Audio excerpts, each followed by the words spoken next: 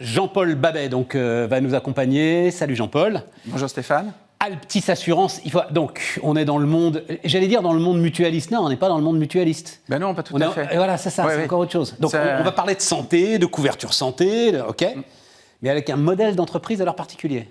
Oui, particulier, puisque l'idée c'était d'associer nos bénéficiaires en fait à se fabriquer un modèle de protection sociale à leurs mains, à leur mode de vie et tout ça, quoi. Voilà. Et donc l'idée c'était de faire une association à but non lucratif, de les mettre dedans, et qui s'exprime, qui participe justement à la création des produits, des solutions, etc. C'est ça l'idée. Non, mais attends.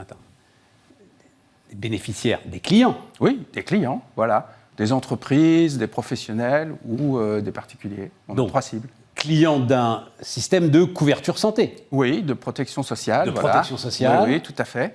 Voilà, c'est ça l'idée, mais après, les gens ont le droit de s'exprimer sur ce qu'ils veulent aussi. Hein. On connaît les grandes entreprises font beaucoup de sur-mesure, mais pas que. Les petites entreprises, les TNS, etc., n'avaient pas de produits vraiment adaptés à leur mode de vie. Quand un TNS il a un problème, attends, je ne sais pas ce que c'est qu'un TNS. Qu'est-ce que c'est qu'un travailleur non salarié, un indépendant. Quoi. Un indépendant, voilà, d'accord. Un indépendant, s'il est empêché de travailler, il a tout de suite un souci de santé, un souci financier derrière. Je tiens à le marteler, c'est très important, c'est l'angle mort aujourd'hui du freelancing, c'est effectivement la prévoyance. C'est-à-dire le fait que qu'est-ce qu'on devient quand on ne peut plus travailler. Absolument. Tout à fait d'accord. Ouais. Voilà. Et on voit souvent les jeunes, ils disent il faudrait que je m'achète une couverture santé. Je leur dis non, achetez-vous d'abord une prévoyance. Parce que quand on est jeune, on a rarement des problèmes de santé vraiment importants. Par contre, oui, quand on crée sa boîte, il faut une prévoyance. Il faut une prévoyance. Bah oui. Et donc, vas-y, non mais...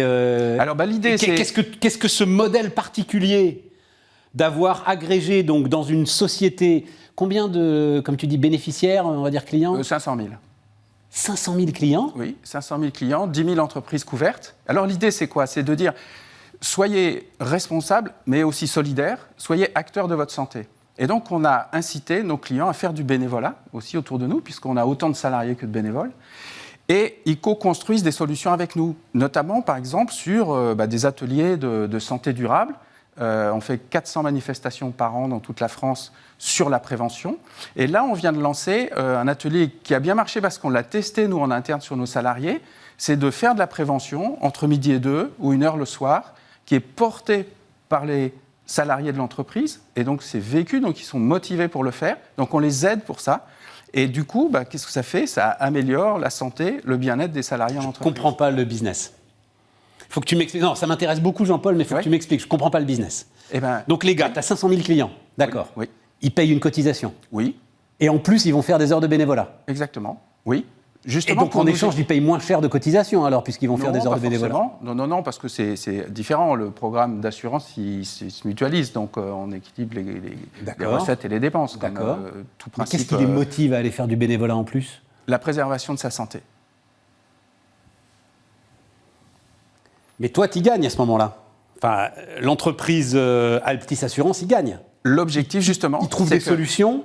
Oui, il trouve des solutions, et en se responsabilisant sur sa santé, et moi je me réjouis là de ce qui s'est passé avec le Covid, parce que finalement ça a été une immense campagne pour la prévention, de dire mettez un masque, lavez-vous les mains, etc. On a bien vu que finalement les maladies, oui ça marchait, ça marchait, puis les maladies elles n'étaient pas les mêmes. Hein ça c'est clair. Oui, c'est ça. Donc la c'est extraordinaire. De la grippe, c'est absolument passionnant. Non, mais c'est vrai, c'est très très intéressant. Voilà, et de ce fait-là, c'est de continuer ça en entreprise pour améliorer la santé et le bien-être. Voilà. Donc, il y a des ateliers qui sont faits. Alors, on propose l'accompagnement. Il peut être en distanciel, en inter-entreprise, ou il peut être sur mesure à l'intérieur de l'entreprise. C'est gratuit pour les gens qui sont assurés chez nous. Et ça a été co-construit, justement, avec nos adhérents qui nous ont dit ce serait bien de faire ça. Donc, nous, on l'a testé en interne chez nous. Ça a super bien marché. Donc, on s'est dit on va le proposer à tout le monde. Le capital de l'entreprise, il est entre les mains de qui ? Alors, de l'ensemble des adhérents, puisqu'ils sont regroupés... Ça, c'est système mutualiste quand même, d'une certaine manière. Alors, c'est le système mutualiste, sauf que la mutuelle, elle va porter le risque à travers une gouvernance qui est codifiée à travers du code de la mutualité. Ouais. Nous, on est associatif, d'accord ? Ça veut dire qu'en fait, on fait toute la construction du programme de prévention et d'assurance. Après, on fait un appel d'offres sur le marché pour savoir quel est l'assureur qui veut bien couvrir notre risque. Ah, c'est ça le truc. C'est ça le truc. C'est ça le truc. Et de ce fait-là, en responsabilisant les gens, eh bien, il y a moins de dépenses de santé et donc on garantit des meilleurs prix dans la durée. Voilà, c'est ça que je ne comprenais pas, parce qu'à un moment, il faut quand même du capital. Enfin, on est sur un système assurantiel, donc il faut du capital et même sans doute beaucoup de capital pour effectivement couvrir le risque. Et donc, en l'occurrence, c'est quoi? C'est un grand assureur en marque blanche qui fait ça pour toi. Oui, mais pas un seul, on en a 25. On travaille avec tout le marché. C'est ça l'originalité du modèle. C'est ça l'originalité du modèle. Et où est-ce que tu trouves la rentabilité de l'ensemble de ton modèle, justement? C'est dans le fait que, d'abord, on fait très attention à nos coûts de gestion et autres, parce que c'est un vrai sujet, ça. On fait attention aussi à l'équilibre technique, de manière à ce que les adhérents ne se voient pas d'un seul coup imposer des surprimes ou des augmentations de prix qui soient délirantes par rapport... voilà. On essaye justement d'être constant dans la durée, de manière à ne pas avoir un effet d'escalier trop important. Et on a des excédents financiers, mais comme on n'a pas de dividendes à payer, on les réinvestit essentiellement dans justement des nouveaux services, dans des facilités digitales, dans l'expérience utilisateur, dans la facilité pour les adhérents d'avoir accès à nos services. Qu'est-ce que c'est que la santé durable? Alors la santé durable, c'est un concept de l'OMS, en fait, qui vise justement à préserver la santé et le bien-être sur le plan évidemment physique, mais aussi mental et social, dans un respect des ressources naturelles. Donc c'est tout l'aspect prévention. Oui, c'est ça. C'est-à-dire de regarder les choses d'une manière plus globale, certains diraient holistique. Qui est, l'élément sur lequel on n'arrive absolument pas... En fait, le sujet économique passionnant, c'est qu'on n'arrive pas à mettre un prix sur la prévention. Vous ne pouvez pas mettre un prix sur le fait que je reste en bonne santé. C'est ça le sujet. Vous pouvez mettre un prix sur une opération, sur une nuit d'hôpital, sur des médicaments. Mais le fait qu'en fait tout se passe bien parce que j'ai suivi un certain nombre de vos conseils, ça, vous ne pouvez pas mettre un prix là-dessus. Et donc, vous ne savez pas qui rémunérer en fait pour faire cette prévention. Non, c'est pour ça qu'on demande aux adhérents de la faire par eux-mêmes. C'est justement, c'est ça l'empowerment, c'est ça la responsabilisation. Oui, tout à fait. Voilà. Parce que la santé, elle n'a pas de prix, mais elle a un coût. Ouais. Et eux s'y retrouveront d'une certaine manière par la baisse des cotisations à partir du moment où il y a davantage de prévention. Bien évidemment. On l'a vu, on parlait du Covid. Projet de doubler de taille, c'est ça? Oui, c'est ça.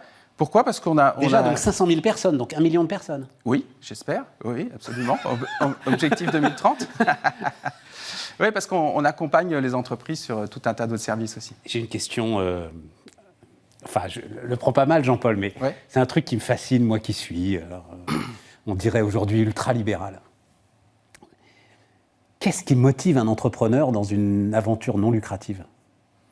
Tu vas me dire faire le bien commun, j'y crois pas. T'es pas Sœur Teresa ou Mère Teresa. Oui. Je pense que quand on achète la couverture santé de ses salariés, etc., c'est pas un bien comme un autre, quoi. Voilà, parce que c'est un investissement. Non, je parle de toi. Voilà. Je parle pas du chef d'entreprise qui assure ses salariés chez... Eh ben, moi aussi, c'est-à-dire que l'idée de nos entrepreneurs qui sont à nos conseils d'administration, etc., justement, c'est de bénéficier de ça. C'est d'avoir d'abord une lisibilité de comment ça fonctionne. Parce que l'assurance, on ne l'a pas appris tout petit à l'école, on n'en parle jamais, quoi. Donc ça, on découvre après comment ça fonctionne. Et ça, c'est quand même très intéressant, parce que ça a un certain coût, voilà, qu'on trouve toujours trop élevé avant que ça n'arrive. Bon, mais on a vu avec les arrêts de travail, avec tout ça, c'est quand même pas neutre. Et donc, l'intérêt, c'est d'acheter quelque chose, un peu comme un groupement d'achat, en quelque sorte, c'est de se dire comment est-ce que je peux acheter au bon prix dans la durée. C'est ce qu'ils viennent chercher. Non, moi je parle de toi. Oui. Puisqu'il n'y a pas d'actionnaire.